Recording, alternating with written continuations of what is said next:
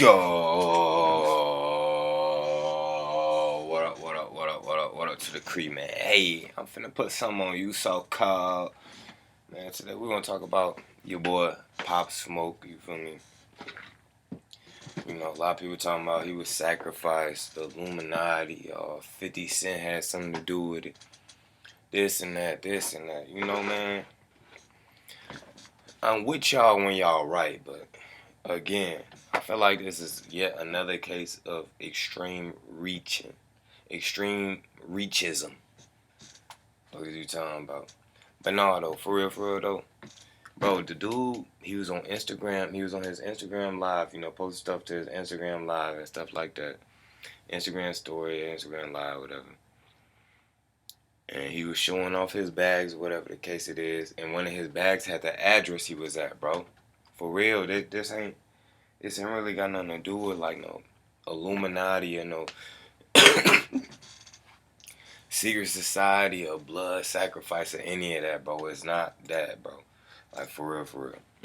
The dude posted his stuff and got caught lacking. That's what happened. And I understand, yeah, he was in Beverly Hills. Like how you get whacked in Beverly Hills, but that's what happens when you slip up like that, when you post your address, cause hey, you do that in Chicago, you good as dead. For real. A lot of motherfuckers they got hit up in Chicago because they think, oh, they know they got all these ops and all these enemies, but they post up on they Snapchat story or Facebook or the Instagram story or whatever, and then somebody will recognize that where they at. Oh, he right over there on blah blah blah street over there, blah blah blah. Now they finna try to pull up. You feel me? Like a lot of people got caught up like that, bro. Showing off their location and stuff like that, fam, and then motherfucker come get you, bro. And those people probably close to him. They know he got them racks, so they was probably trying to come get them racks real quick. He probably ain't go lightly, seen they face or whatever the case it is, so they had to whack him, you feel me? Like, fam, this is some street shit. This is how I go down these streets, bro. And all y'all so-called black people out there, stop acting like this don't be going down in our streets, bro. This is how I go down, bro. For real. Especially, man, they know you got that bag. Like, you don't even gotta be enemies with somebody. As long as they know you got that bag, that's good enough reason for them to come get you. Because there's a lot of hungry people out here. There's a lot of people starving, real shit. And they'd come try to take your food off your plate, bro.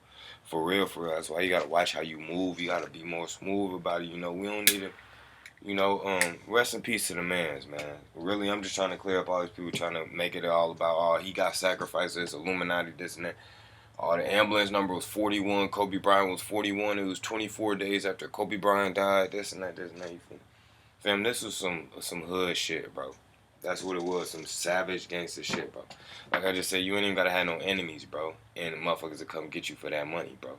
Period, point blank. But even more, if they is your enemies, then they really want you. They want that up off you for one, and they want to get rid of you because they don't like you anyways. So perfect opportunity. And a lot of people don't know, fam, LA can get real dirty, bro.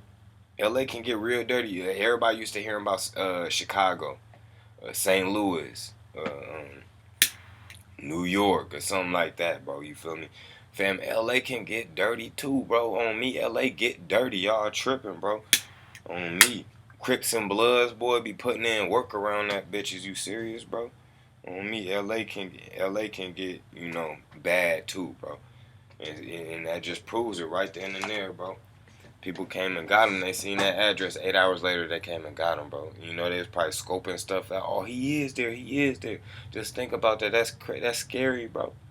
On me, that's scary to even think about. For this dude slipped up and posted his address, and motherfuckers really pulled up, bro. Motherfuckers really pulled up. See, now it's different when you on a low profile. This dude is high profile. You feel me? The whole country started hearing your name. You feel me? You started becoming known. So man, you can only imagine how many people was watching his stuff when he was posting that stuff. So all it takes is one.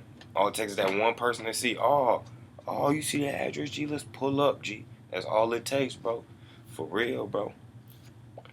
You gotta be careful out here, and that's why a lot of people, y'all gotta stop being so flashy, especially when you known like that. You cannot be flashy. You can't be out here showing everything you got, showing where you at. You can't do that.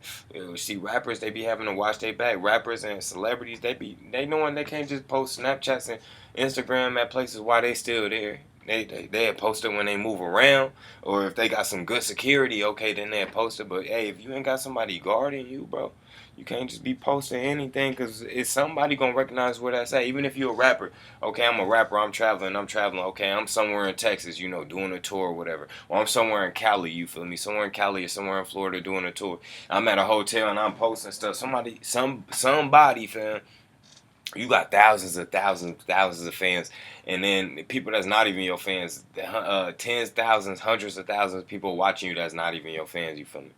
So you posting stuff and stuff, and somebody gonna recognize, hey, that's that blah blah blah hotel over there on blah blah blah street. On me, that's that hotel on this street. That's where he at. Somebody gonna recognize that shit, bro. For real. So you really gotta watch what you doing, man. You gotta watch how you move, especially when you become high profile. You feel me?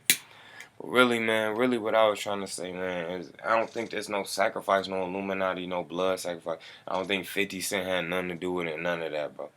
This is just some street shit, and this is how I go down in the streets. This happens every day. What it was now somebody that's known all over the country. It happened to them, so now it's a big deal. But this happens every day. This is probably happening right now as I'm speaking to you. Right now, this is happening to somebody. Somebody's getting their shit kicked in, getting their door kicked in right now. Somebody's getting robbed right now. Somebody has a gun to their head and they getting their pockets emptied and shit right now, bro. This is something that happens every day. For real, for real.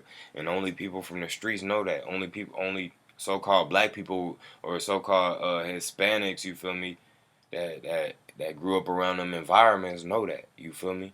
Everybody else, this is third world shit to them. But to us, this is right here at home. This is the problem right here at home. These people can't even imagine this. They can't even believe this shit when they go down. Like, how could this happen? But they don't know this is the regular. Every day in our neighborhood, bro. And then we got all these people talking all this bullshit, like they don't want to acknowledge the facts. Oh, well, yeah, of course that goes down in your communities. Of course, the cops only patrol your communities because that's where all the crime is. Blah blah blah. But look, let's see where all this really stemmed from. Let's get to the root of this. Why? What about white flight that they taught us about in high school in history class? What about that? When all the businesses and all the white folks and people with all the money, they all left out the urban areas and created suburbia, and they created the suburbs, and they created the cookie cutter houses, the subdivisions, and the white picket fences and that type of life, and they left everybody else in the inner cities, and where crime went crazy because all the money was took from there, all the jobs left, all the businesses left, all the people with money left, and left all the poor people in the area, and they neglected and abandoned the poor areas, as you can see, which is why it turned to the hood and the projects, places that were once not very nice looking places, started becoming run down because nobody was maintaining them, any of that. You feel me? Nobody was upkeeping them. None of that stuff. The people with the money no longer was upkeeping these areas. And then all of a sudden the 80s come, and the people that was very morally upright, because before the crack cocaine era and all that stuff, so-called black people were very morally upright. Had a whole bunch of morals. They were looking at other people like they were evil, like they were bad, like they were the trouble. That's how so-called black people were looking at everybody else before the crack cocaine era in the 80s and all that stuff. They were looking at everybody else like they were the trouble, like they were the bad ones. Then roles get switched because all of a sudden this white stuff that we never seen before, this white substance that we could never afford, because we could never afford cocaine. Cocaine was a wealthy man's, a rich man's drug. You feel me? We couldn't afford that. But now all of a sudden we can afford it because now they have this new thing called crack out. This new thing called crack cocaine, which is super cheap and way stronger, way more powerful, and it gets you hooked, addicted. One of the most addictive things, crack cocaine, and it gets you addicted. Now all of a sudden this pop up in the hood, fam, out of nowhere, and don't know black people got the resources to go get this stuff from Colombia. We didn't have the resources to go to Colombia and bring this stuff back. We didn't have all them resources. So where is this stuff coming from? It was getting flew in and put in our neighborhoods intentionally big crates full of guns and stuff getting found in the alleys at like fucking 5, 6 in the morning.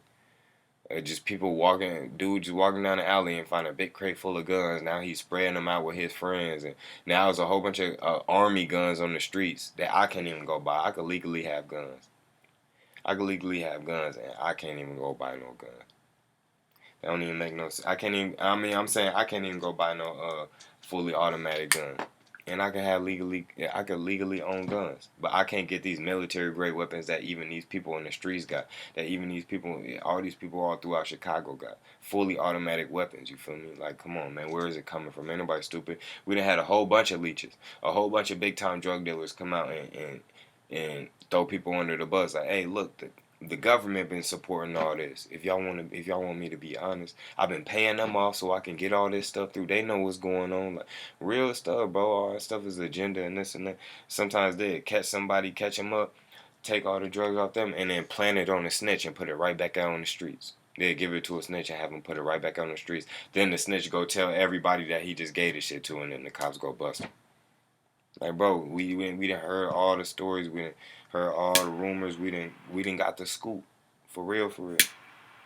But yeah, man, this is just some real street shit, bro. The dude slipped up and he got what they call lacking. He was what we would call lacking. You feel me?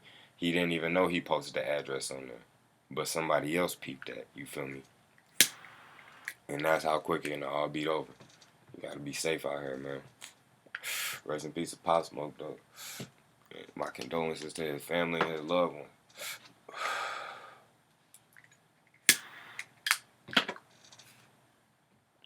I'm out.